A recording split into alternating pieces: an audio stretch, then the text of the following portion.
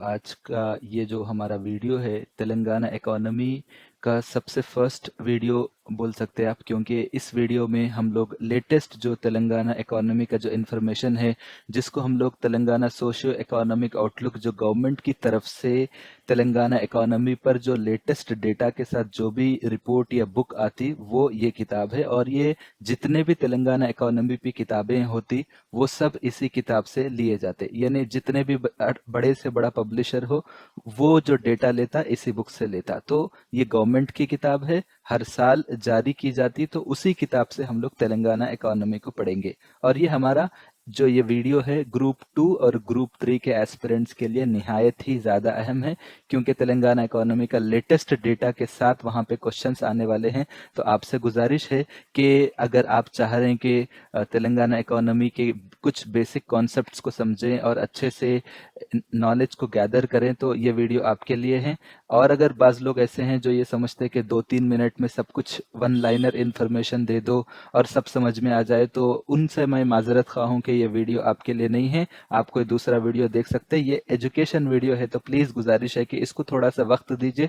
मैं कोशिश करूंगा आसान अल्फाज में आपको समझाने की। तो सबसे पहले जो यहाँ पे इंफॉर्मेशन है, ये किताब सोशियो इकोनॉमिक आउटलुक। तो इसमें जो है हम लोग इकोनॉमी के साथ साथ जो सोसाइटी पे जो उसका इम्पैक्ट है, अलग अलग कम्युनिटीज पे, विमेन पे, एससी एसटीज, माइनॉरिटीज पे क्या इम्पैक्ट पड़ता, बीसी पे क्या इम्पैक्ट पड़ता, एरिया वाइज क्या इम्पैक्ट रहता, वो सब कुछ हम लोग पढ़ेंगे। तो इस किताब का जो सबसे पहला जो सेक्शन है, यहाँ पे आप देख सकते हैं सेक्शन 1 इकोनॉमी। तो यहाँ पे macro economic trends and public finance, इस पे हम लोग पढ़ेंगे। ये फर्स्ट हम लोगों का जो चैप्टर है, ये इसी दो बातों पे है। तो सबसे पहली बात तो ये है, यहाँ पे अगर हम देखा जाए तो मैं आप लोगों को एक बात बताता चलूं। सबसे पहली बात कि ग्रोथ को कैलकुलेट करने के लिए, ग्रोथ जो होता किसी भी रियासत में, उसको बताने के अलग अलग तरीके रहते। तो इस बुक में हम लोग एक वर्ड अक्सर सुनेंगे, GSVA, जिसका मतलब होता ग्रॉस स्टेट वैल्यू एडेड। तो ये जीडीपी से अलग रहता। जीडीपी में हम लोग टोटल गुड्स एंड सर्विसेज की हम बात करेंगे। तो जीडीपी का जो स्टेट का जो रहता, वो जीडीपी तो हम नेशनल लेवल पे काउंट करते, लेकिन स्टेट लेवल पे जो काउंट होता वो जीएसडीपी होता। तो जीएसडीपी हम लोग जीएसडीपी की हम बात नहीं कर रहे, यहाँ पे जीएसवीए, ग्रॉस स्टेट वैल्यू एडेड, मतलब स्टेट के ग्रोथ में हर एक सेक्टर, जैसा हमारे पास 3 सेक्टर्स रहते, जैसा कि आपको मालूम है कि फर्स्ट जो रहता एग्रीकल्चर सेक्टर रहता, प्राइमरी सेक्टर बोलते, उसके बाद सेकेंडरी सेक्टर, इंडस्ट्रियल सेक्टर, तीसरा जो रहता वो टर्शरी सेक्टर, सर्विस सेक्टर। तो यहाँ पे हम लोग जीएसवीए मतलब तेलंगाना के ग्रोथ में किस सेक्टर का कितना रोल है, ये बात याद रखिए। तो यहाँ पे हम ये भी पढ़ेंगे कि एग्रीकल्चरल सेक्टर का कितना रोल है, इंडस्ट्रियल सेक्टर का कितना रोल है और सर्विस सेक्टर का कितना रोल है। तो ये 3 चीजें हम लोग पढ़ेंगे। तो यहाँ पे आप देख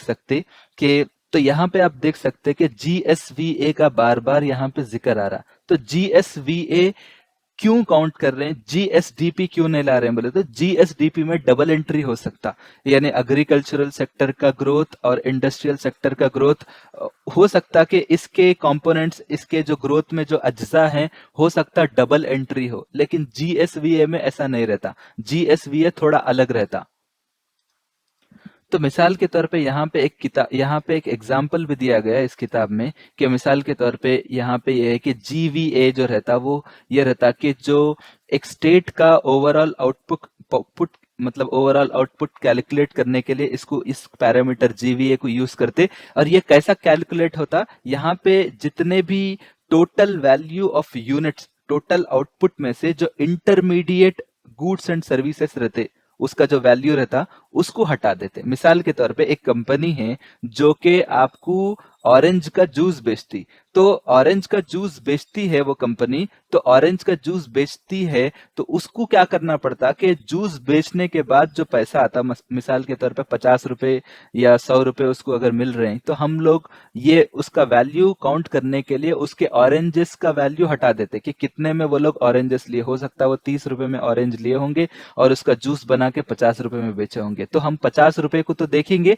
लेकिन उसके असल वैल्यू को देखने के लिए हम लोग 20-30 रुपए जो इंटरमीडिएट इंटरमीडिएट गुड्स हैं उसके वैल्यू को हटा देते। तो जीवीए एक तरह से आपको समझ में आया होगा, एक बहुत अच्छा कॉम्प्रिहेंसिव वे है किसी भी वैल्यू एडिशन को जानने के लिए कि कितना वैल्यू ऐड किया गया, और उसको अगर समझना है तो फिर वैल्यू ऐड करना है तो फिर उसके जो उसके दरमियान में जो अखराज आता है उसको निकालना जरूरी रहता। तो जीएसवीए या जीवीए एक बहुत अच्छा तरीका माना जाता इकोनॉमी में वैल्यू एडिशन को जानने के लिए। अगर आप ये समझेंगे कि भाई मिसाल के तौर पे वो जो कंपनी है जो जूस बेचती, तो अगर आप समझिए कि वो लोग जो है 100 रुपए में जूस बेचे या 50 रुपए में जूस बेचे, लेकिन आप इंटरमीडिएट खर्चा जो रहता बीच का, जो जितने में ऑरेंज खरीदे, अगर आप उसको हटाएंगे नहीं, उसको सब्सट्रैक्ट नहीं करेंगे, तो आप असल वैल्यू को जान नहीं सकते। तो सेम यहां पर भी उसी मकसद के लिए हम लोग जीएसवीए को लाया गया। तो यहाँ पे आप देख सकते कि आपको 3 सेक्टर्स हैं, एक ग्रीन कलर में है, एक ब्लू कलर में है, एक ऑरेंज कलर में है। तो यहाँ पे हम लोग ग्रॉस स्टेट वैल्यू एडेड, इसको हम लोग पढ़ रहे हैं। तो यहाँ पे अगर आप देखेंगे तो सबसे बड़ा जो है वो ग्रीन कलर में है, दूसरा जो है अगर देखा जाए तो ऑरेंज कलर में है, और तीसरा जो है ब्लू कलर में है। तो यहाँ पे जो हमारा जो प्राइमरी सेक्टर है जो ब्लू कलर में है, तो तेलंगाना के ग्रोथ में सबसे बड़ा रोल 65% जो रोल है, यानी तेलंगाना को जितना भी ग्रोथ मिलता, तेलंगाना के इकोनॉमी में जितना भी साल दर साल इजाफा होता, उसमें जो है 65% जो है सर्विस सेक्टर का है। यहाँ पे बताना ही चाह रहे हैं कि Telangana economy is run by service sector. 65% जो है सर्विस सेक्टर के जरिए चलता, और 18% जो है इंडस्ट्रियल सेक्टर के जरिए चलता, और 15% एग्रीकल्चरल सेक्टर के जरिए चलता। तो मालूम यह हुआ कि एग्रीकल्चर का जो रोल है ग्रोथ में वो सिर्फ 15.8% है, और इंडस्ट्रियल सेक्टर का रोल जो है वो 18.5% है, और सर्विस सेक्टर का रोल जीएसवीए में 65.7% है। इसको बिट्स की शक्ल में भी आपसे पूछा जा सकता है, इसलिए आपको अच्छे से याद रखना पड़ेगा। और एक दूसरा सबसे ज्यादा इंपॉर्टेंट पॉइंट वो ये है पर कैपिटा इनकम एंड डेप्ट। यहाँ पे बहुत ज्यादा इंपॉर्टेंट है, इस बात को आप तवज्जो से सुनिए। पर कैपिटा इनकम मतलब उसको उर्दू में फीकस आमदनी। तो ये कैसा कैलकुलेट करते हैं, जैसा पूरे तेलंगाना की आमदनी को जो है उसके पॉपुलेशन में डिवाइड करते हैं। मिसाल के तौर पे एक घर की मिसाल हम ले लेंगे, तो एक घर में एक बाप और उनके जो अहलिया हैं उन्होंने और 3 बच्चे रहते, और उनकी आमदनी है 20,000 रुपए। तो यहाँ पे 5 लोग रहते, 20,000 को 5 में डिवाइड करे तो यहाँ पे इस घर की पर कैपिटा इनकम 4,000 हो जाती। तो सेम इसी तरह तेलंगाना की जो पर कैपिटा इनकम है उसको कैलकुलेट करते हैं। तो यहाँ पे ये बता रहे हैं कि साल 2014 और 15 में जब तेलंगाना बना था तो उस वक्त तेलंगाना में पर कैपिटा इनकम 1,24,104 है, और अब 2023 और 24 में पर कैपिटा इनकम 3,47,299 रुपीस हो गया। तो यहाँ पे ये बता रहे हैं कि ये बहुत अच्छी बात है, लेकिन अब यहाँ पे बोल रहे हैं कांग्रेस की गवर्नमेंट है ना, अब 10 साल तो कांग्रेस वाले नहीं थे, इतना ग्रोथ तो बताए, अब कुछ तो कमी बताना पड़ता ना इन लोगों को, क्योंकि टीआरएस वाले थे ना 10 साल तक। अब ये लोग क्या बोल रहे हैं कि इसी दौरान ये भी मत भूलिए कि जो जब तेलंगाना बना था उस वक्त इनके पास जो खर्जा था, जो तेलंगाना पे खर्जा साल 2014-15 में वो 72,658 करोड़ रुपीस का खर्जा था, जो अब जाके 6,71,757 करोड़ रुपए हो गया, जो कि ये खर्जा 824 गुना बढ़ गया। और इस तरह से आप देख सकते हैं कि इतना परसेंटेज का इजाफा हुआ। और अगर देखा जाए तो ये जो है कहाँ पे 20,000 रुपए, यानी साल 2014 और 15 में पर कैपिटा डेप्थ जो था, मतलब एक शख्स के ऊपर इतना खर्जा वो 20,000 रुपए था, जो अब जाके एक एक शख्स पे खर्जा जो है 1,76,360 करोड़ रुपए हो गया। तो अब आपसे एक सवाल है कि गवर्नमेंट खर्जा क्यों लेती, तो मैं आपको अगर आपको जवाब मालूम है तो जरूर बताइए, या नहीं तो मैं खुद बता देता हूँ कि तेलंगाना के बजट की हम बात करेंगे तो कम से कम 20% ऐसा रहता कि उन लोगों के पास पैसे उतने नहीं रहते, तो उस कमी को पूरा करने के लिए कर्जा लेते। तो ये 7 साल 8 साल के ड्यूरेशन के साथ कुछ कुछ 10 साल के भी रहते, तो आरबीआई के जरिए ये पूरे कर्जे जो है जारी होते, और ये लोग जो है आम लोग ही जो है ये बॉन्ड्स को खरीदते, और इस तरह से जो है ये कर्जे हासिल करती गवर्नमेंट। तो यहाँ पे ये बता रहे हैं कि इस तरह कर्जे लेने से क्या होता कि जो फिस्कल, यहाँ पे एक वर्ड है कि फिस्कल सस्टेनेबिलिटी मतलब माली तौर पे खुद मुक्तफी होने की जो कैफियत है ये खराब हो जाती है। मतलब आपका घर चलाना है तो आप दूसरों पे डिपेंड हो जाते हैं कि कम से कम आपका 20,000 रुपए की आमदनी है तो 4-5 हज़ार रुपए हर महीने कहीं ना कहीं से कर्जा ला के घर चलाना पड़ता। तो ये हाल हो जाता, फिस्कल सस्टेनेबिलिटी को नुकसान पहुंचता और इनको बार बार बोरोइंग करना पड़ता, फिर उतना उसका इंटरेस्ट 7-8% पे करना पड़ता। इससे लॉन्ग रन में किसी भी इकोनॉमी को नुकसान पहुंच सकता। और एक इम्पॉर्टेंट पॉइंट ये है कि ग्रोथ और एम्प्लॉयमेंट दो अलग अलग चीजें हैं।